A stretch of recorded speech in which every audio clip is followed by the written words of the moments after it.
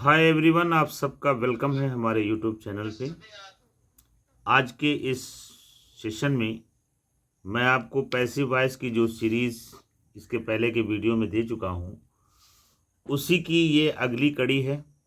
आज के passive voice में हम आपको प्रेजेंट परफेक्ट टेंस के हर प्रकार के वाक्य, मतलब अफर्मेटिव हो, निगेटिव हो, इंट्रोगेटिव सिर्फ हेल्पिंग वर्ब वाला हो या प्रश्नसूचक शब्द के साथ वाला हो, हर तरह के वाक्यों का passive voice present perfect tense का कैसे बनेगा, ये हम आपको बताएंगे।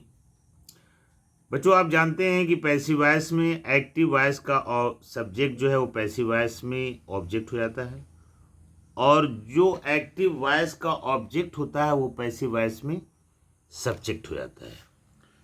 एक्टिव वॉइस का वर्ब जो है जिस भी फॉर्म में हो, लेकिन जब हम पैसिव बनाएंगे तो वो थर्ड फॉर्म वर्ब में हो जाएगा, और जो ऑब्जेक्ट होता है उसके पहले बाई भी लगाया जाता है। लेकिन ज़रूरी नहीं कि सारे ऑब्जेक्ट के साथ बाई लगे, इसमें अलग अलग नियम हैं। मैं इस पर भी वीडियो बना चुका हूँ कि कहाँ पर बाई लगना है, कहाँ एट लगना है, कहाँ इन लगना है, कहाँ टू लगना है। इस तरह का बच्चों आप देख सकते हैं। तो आइए आज की वीडियो शुरू करते हैं। पहला वाक्य है हमारा कि शी हैज़ कुक्ड फूड। बच्चों, ये एक्टिव वॉइस है, शी हैज़ कुक्ड फूड। इसका सब्जेक्ट शी है। ये हमारा जब हम पैसिव बनाएंगे तो लास्ट में चला जाएगा। सबसे पहले हम इस सेंटेंस में फूड को उठाएंगे और ये हमारा सब्जेक्ट बन जाएगा। हम लिखेंगे फूड। अब फूड के हिसाब से हैज़ हैव का डिसाइड होगा कि हम फूड के साथ हैज़ लाना उचित है कि हैव लाना। आप सब जानते हैं कि फूड जो है वो सिंगुलर नाउन है, एक वचन है, इसलिए इसके साथ हैज़ लगेगा। तो फूड के बाद हम हैज़ लिख देंगे। अब चूंकि ये प्रेजेंट परफेक्ट टेंस है, कोई भी परफेक्ट टेंस होगा तो उसकी थर्ड फॉर्म क्रिया से पहले बीन लगाना पड़ता है, BEEN बीन। ठीक है, तो फूड पहले उठाया गया यहाँ पर, चूंकि ये ऑब्जेक्ट है फूड एक्टिव वॉइस का, तो ये सब्जेक्ट हो गया। उसके बाद अकॉर्डिंग टू द ये पर्सन और नंबर, फूड जो है एक वचन है, सिंगुलर नाउन है, इसलिए हैज लग गया, और बीन हम लगाएंगे चूंकि परफेक्ट टेंस है। कुक्ड जो है वो थर्ड फॉर्म में पहले से है वर्ब, तो वही उतर जाएगा। उसके बाद बाई लगाकर शी का ऑब्जेक्टिव रूप हर होता है, ही का ऑब्जेक्टिव रूप हिम होता है, दे का ऑब्जेक्टिव रूप देम होता है, यू का ऑब्जेक्टिव रूप यू होता है। तो बच्चों, इसको तो आपको याद रखना पड़ेगा कि किस प्रोनाउन का ऑब्जेक्टिव रूप क्या होता है। आई भी प्रोनाउन है फर्स्ट पर्सन, इसका ऑब्जेक्टिव रूप मी होता है। तो ये पहला वाक्य जो आपका था कि शी हैज़ कुक्ड फूड, इसका पैसिव में आंसर ये बनेगा कि food has been cooked by her. Clear है? Second sentence, I have told the truth. बच्चों, यहाँ पर देखिए, ट्रूथ जो है वो ऑब्जेक्ट है, ये पैसिव वॉइस का सब्जेक्ट बन जाएगा, और ट्रूथ के हिसाब से हम हैव में से कोई एक वर्ब लाएंगे। उसके बाद बीन लगाएंगे, और बीन के बाद क्रिया का थर्ड फॉर्म लगाएंगे, और उसके बाद बाई लगा करके हम आई का ऑब्जेक्टिव रूप मी लिख देंगे। तो हमारा ये आंसर बनेगा the truth has been told by me. ये आपका सेकंड सेंटेंस जो मैंने लिखा है, इसको देखिए, इसका आंसर हुआ the truth has been told by me. एक वाक्य दे से में हमने बनाया है। देखिए, तीसरा सेंटेंस है कि they have won the match. बच्चों, यहाँ मैच जो है वो ऑब्जेक्ट में आया है। हम मैच को सबसे पहले सब्जेक्ट के रूप में लिख देंगे, और हम लिखेंगे द मैच। मैच एक वचन है, इसलिए हैज लिखेंगे, और बीन प्रेजेंट परफेक्ट टेंस में लगाना पड़ता है तो लगाएंगे।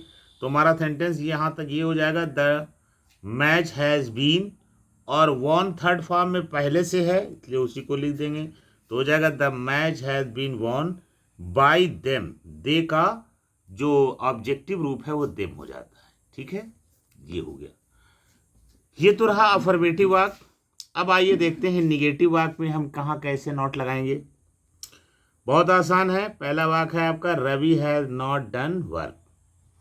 आप देख रहे हैं कि इसमें वर्क है, वर्क हमारा ऑब्जेक्ट है एक्टिव वॉइस का, यही वर्क को हम सब्जेक्ट बना देंगे, तो वर्क लिख देते हैं। इसके अनुसार वर्क एक वचन है इसलिए हैज़ आएगा, और वाक्य में नॉट लगा है तो हैज़ के बाद ही तुरंत नॉट लगा देंगे। अच्छा, परफेक्ट टेंस है इसलिए बीन आएगा, तो यहाँ तक वाक्य इस तरह हो गया कि वर्क हैज़ नॉट बीन। इसके बाद से आपका जो डन है वो थर्ड फॉर्म में दिया ही हुआ है, तो हमें पैसिव वॉइस में थर्ड फॉर्म लगाना है, तो इसमें कोई परिवर्तन डन में नहीं करना, डन का डन लिख देंगे। अब बाई लगा करके हम रवि का रवि होता है। कोई भी नाउन जो है वो चाहे सब्जेक्टिव के रूप में है चाहे ऑब्जेक्ट के रूप में है, उसका नाम वैसे ही लिखा जाता है। तो ये वाक्य हो जाएगा कि work has not been done by Ravi. ठीक है, इसके बाद आप देख लीजिए, आपका वाक्य है कि आई हैव नॉट संग ए सॉन्ग। बच्चों यहाँ पर सॉन्ग जो है वो हमारा सब्जेक्ट हो जाएगा, ए सॉन्ग हम लिखेंगे, चूंकि ये एक वचन है इसलिए हम हैज लिखेंगे, और हैज के बाद नॉट लगता है इसलिए नॉट लगा देंगे, तो हमारा वाक्य हो जाएगा ए सॉन्ग हैज नॉट, और ये परफेक्ट टेंस का वाक्य है इसलिए बीन लगेगा, तो a song has not been sung by I का ऑब्जेक्टिव केस मी। ठीक है, संग इसलिए थर्ड फॉर्म में पहले से है। परफेक्ट टेंस के एक्टिव को पैसिव बनाने में वर्ब में कोई परेशानी नहीं होती, क्योंकि वर्ब पहले से एक्टिव वॉइस में थर्ड फॉर्म में रहता है, और पैसिव वॉइस में भी हमें थर्ड फॉर्म में करना है। एक एग्जांपल और देखें आप, और क्लियर हो जाए आपका कॉन्सेप्ट। आपका वाक्य है कि we have not got the certificate. We have not got the certificate, इसका हो जाएगा certificate has not been got by us. We का जो है ऑब्जेक्टिव जो रूप है वो अस हो जाता है। यहाँ पर देखिए सर्टिफिकेट चूंकि ऑब्जेक्ट था तो यही सब्जेक्ट बन गया। सर्टिफिकेट एक वचन है, हैज लगेगा, हैज के बाद नॉट लगेगा, नॉट के बाद बीन लगना ही लगना परफेक्ट की वजह से। गॉड थर्ड फॉर्म में है ही है, फिर बाई जो है अस हो गया। अब आइए इंट्रोगेटिव वाक्य देख लेते हैं। इंट्रोगेटिव वाक्य में हैज हैव आपको पहले मिलेगा, या what where when why how ये मिलेगा। हैज रवि नॉट, ठीक है, built the house. Has Ravi not built the house. The house को हम पहले लेंगे, हैज फिर आ जाएगा, क्योंकि द हाउस एक वचन है इसलिए इसके पहले जो है हैज लगेगा। अगर हाउसेस होता तो हैव लग जाता। तो has the house not been built by Ravi.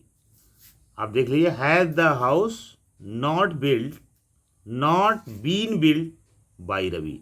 बच्चों इसमें करना ये है, हैज हैव में आपको ये देखना है कि जो नया हमारा सब्जेक्ट बन रहा है, तो नया सब्जेक्ट हमारा हाउस है, तो हाउस सिंगुलर है इसलिए हैज आएगा। ठीक है, अच्छा, नॉट बीन तो है हम उसी तरह लिख देंगे, ठीक है, और बिल्ड थर्ड फॉर्म में है उसको लिख देंगे, और बाई लगा के हम लिख देंगे किसको, रवि को। दूसरा देखिए, have you seen the book. ये आपका क्या है, प्रश्नवाचक वाक्य है, have you seen the book.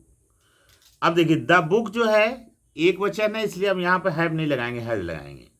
ठीक है, तो हो जाएगा हैज द बुक, ठीक है, और बीन लगना ही लगना है। Has the book been seen by you. You को जब हम ऑब्जेक्टिव केस में लाते हैं तो यू ही होता है, वो कोई चेंज नहीं होता। इसमें नॉट नहीं आया कि इसके एक्टिव वॉइस में नॉट नहीं लगा था, सिर्फ आपका वाक्य था कि have you seen the book, तो ये हो गया has the book been seen by you. एक एग्जाम्पल और देख लीजिए। आपका एग्जाम्पल है कि have they made the map. Have they made the map. अब देखिए, मैप और दे ये दोनों चीजें बदलेंगी। मैप को हम पहले लाएंगे तो मैप सिंगुलर है इसलिए हैज आएगा, हैज द मैप, उसके बाद बीन मेड बाई देम। ठीक है, देम इसलिए आएगा कि दे का ऑब्जेक्टिव केस देम होता है। अब आइए बच्चों, हम उन प्रश्नवाचक वाक्यों को लेते हैं जिनमें व्हाट वेयर व्हेन वाई इस तरह शब्द जुड़े होते हैं।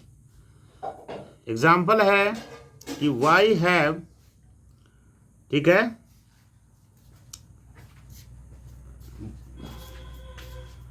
वाई हैव, ये वाक्य तो कुछ रॉन्ग लग रहा है। हमारा इस तरह से हो जाएगा कि वाई हैव, यहाँ पे देखिए वाई हैव ही हो जाएगा, या कोई यहाँ पर सब्जेक्ट होना चाहिए। Why have he bought it, तो इसका हो जाएगा कि वाई हैज इट, यहाँ पर जो है ना यही हमारा सब्जेक्ट हो जाएगा पैसिव वॉइस का। तो why has it been bought और ये हो जाएगा बाई हिम। ठीक है, वाक आपका क्या था, वाई हैव। तो यहाँ पर आपका वाई हैव अगर है तो यहाँ पर हम वाई हैव नहीं लिखेंगे, बल्कि हम लिखेंगे वाई हैज़। ठीक है बच्चों, क्योंकि ही है, ये ही एक वचन, इसके साथ हैज़ आएगा। तो हो गया why has he bought it. इसका हो जाएगा why has it been bought by him. समझिएगा इसको। ठीक है, कि आपका वाक्य था कि why has he bought it. It यहाँ ऑब्जेक्ट है, इसी को हम यहाँ पर पैसिव वॉइस का सब्जेक्ट बनाएंगे। तो हो जाएगा why has it been bought by him, he का हिम हो जाएगा। दूसरा देखिए, when has he sold the car. When has he sold the car. अब देखिए ही और कार यही बदलेंगे, तो हम लिखेंगे when has the car been sold by him. Been नहीं लगना है, परफेक्ट है। अगला आप देख लीजिए, दूसरा example, where have they kept the documents. Where have they kept the documents. हम इसको डॉक्यूमेंट्स यहाँ पर हमारा सब्जेक्ट बन जाएगा और दे जो है वो ऑब्जेक्ट बन जाएगा। कैसे बनेगा, where have the documents been kept by them. ठीक है ना, यहाँ बाई देम होगा। Where have the documents been kept by them. अब बच्चों देम क्यों लगा, क्योंकि यहाँ पे दे लगा था। एक एग्जांपल और देख लीजिए, हु से।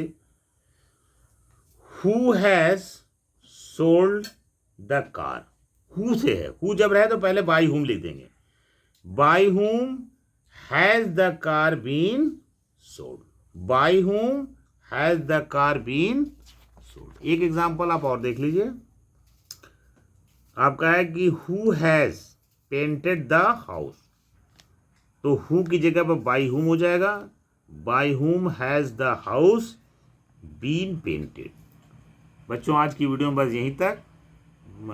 बच्चों अगर आपको वीडियो अच्छी लगी हो तो इसको लाइक कीजिए, सब्सक्राइब कीजिए और अपने फ्रेंड में शेयर कीजिए। Thank you so much for watching my video.